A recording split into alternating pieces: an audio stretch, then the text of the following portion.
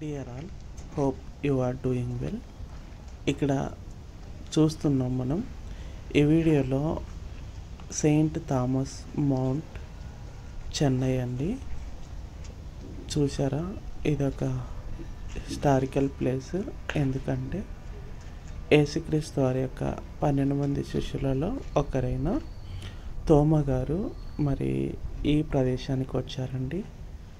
ఆయన కేరళ నుండి తరమబడి మరి చెన్నైకి వచ్చినప్పుడు, చెన్నైలో మరి ఆయన నివసిస్తున్న సమయంలో, ఆయన ప్రార్థిస్తున్న సమయంలో అక్కడ నంబియాస్ అనే తమిళియన్స్ ఆయనను పొడిచి చంపారండి. ఇక్కడ చూస్తాం, ఈ రిప్లికాలో ఆయన ప్రార్థిస్తున్నారు. మరి వెనక నుండి ఒక బాక్, ఈటె అని కూడా అంటారు, దాంతో పొడిచే రెప్లికా, ఆ సింబాలిక్ అక్కడ ఏర్పాటు చేశారండి. చూడవచ్చు మనం. ఇక్కడ చూడండి, ఎంతో పొడవుగా ఉంది కదా, చాలా లాంగ్ ఉంది కదా ఈ చర్చి. ఇది పురాతన కట్టడం కాబట్టి ఇది చాలా డిఫరెంట్గా ఉంది.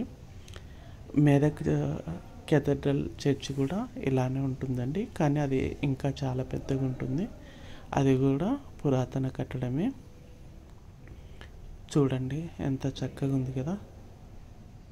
అయితే ఇక్కడ మేము ఉదయాన్నే వెళ్ళాము ఈ సెయింట్ థామస్ మౌంట్ చూడడానికి. ఉదయం కాబట్టి చాలామంది భక్తులు రాలేదు. కొందరు అంటే టైమింగ్స్ని బట్టి వారు భక్తులు వచ్చిపోతూ ఉంటారు. ఇక్కడ హిందూస్, ముస్లిమ్స్, క్రిస్టియన్స్ అని తేడా లేదండి, అందరూ వస్తుంటారు, అందరు చూసి వెళ్ళిపోతుంటారు. అయితే నేను మా కజిన్ బ్రదర్ కూడా వెళ్ళామండి. ఇక్కడ మేము ఫస్ట్ ఇక్కడే మేము కూడా ప్రేయర్ చేసుకున్నాము. ప్రేయర్ చేసుకున్న తర్వాతనే వీడియో షూట్ చేశామండి. ఇక్కడ చూడండి, ఇది పులిపీఠం అంటారు కదా, అక్కడ అనమాట. చర్చి లోపలికి వెళ్ళిన తర్వాత అక్కడ మధ్యలో మనకు క్రాస్ కనిపిస్తుంది కదా, ఆ క్రాస్ మధ్యలో సర్కిల్ లాగా ఉంది కదా, ఆ సర్కిల్లోనే మరి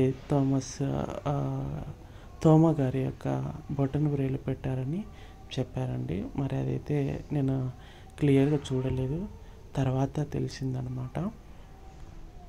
ఇక్కడ ఈ వ్యూ వల్ల మనం చూడవచ్చు ఇన్సైడ్ చర్చ్ అనమాట, అది ఆ క్రాస్లో అండి. అయితే left side view, right side view కూడా మనము ఇందులో చూడవచ్చండి. ఇది లెఫ్ట్ సైడ్ వ్యూ అనమాట. ఇక్కడ ఇంకా రెనోవేషన్ చేస్తున్నారు కాబట్టి మనకి ఇలా కనిపిస్తుంది. ఇక్కడ చూసినట్లయితే రైట్ సైడ్ వ్యూ కూడా మనకు కనిపిస్తుందండి. ఇది బ్యాక్ సైడ్ అనమాట. మళ్ళీ మనము రిటర్న్ అవుట్ సైడ్ వెళ్ళాలంటే మళ్ళీ రిటర్న్ రావాలి కదండి. ఇది అనమాట.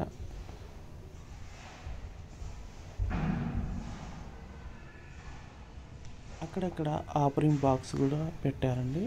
ఎందుకంటే భక్తులు వారికి నచ్చినంత కానుకలు వేయచ్చు, ఇష్టమైతే వేయచ్చు, లేకుంటే లేదండి. ఇక్కడ ఈ రిప్లికా మరలా మనం చూస్తాం. ఇక్కడ తోమ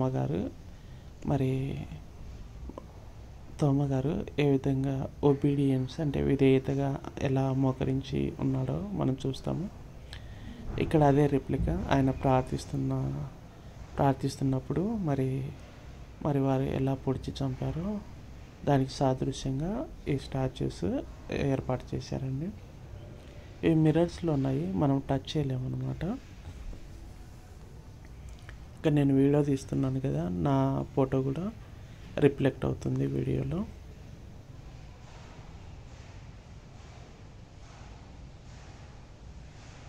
ఇది హిస్టారికల్ ప్లేస్ అండి, రియల్గా జరిగిన సంఘటన తోమ గారిది. సో చాలా చక్కగా ఉంటుంది. చెన్నై ఎయిర్పోర్ట్ కూడా చాలా దగ్గర. సో లోకల్ రైల్వే స్టేషన్స్ కూడా చాలా దగ్గర, మెట్రో కూడా దగ్గరగా ఉంటుందండి.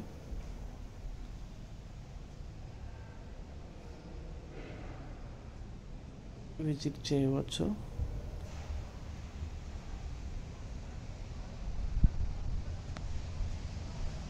ఇది అవుట్ సైడ్ అండి.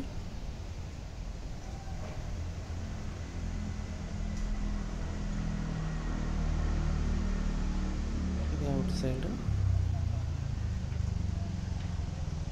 ఇంకా తోమ గారిని ఎక్కడ సమాధి చేశారో, భూస్థాపితం చేశారో అది నేను షార్ట్ చేసి పెట్టానండి మన ఛానల్లో, తప్పకుండా చూడండి.